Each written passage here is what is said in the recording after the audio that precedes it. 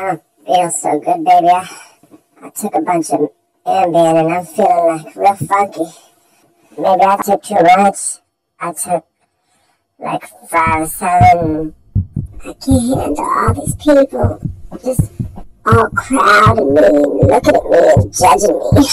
That's why I took all these pills. That's why. Why is everybody always talking so much and just talking all this nonsense? Sports, taxes, babies, things I don't care about. I just want some quiet time to collect my thoughts and to get my thoughts together. Because I feel like I'm going crazy. I feel like I'm going crazy. Help me. I always pray at night before I go to sleep. I pray to Buddha or Jesus or whoever's up there working the shift. I say, God, yes, Lord, leave a duffel bag full of crystal meth money by the side of my bed.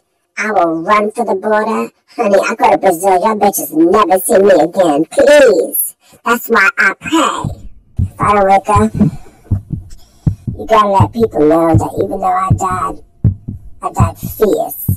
Okay? You gotta let bitches know that I was still fierce. Still fierce.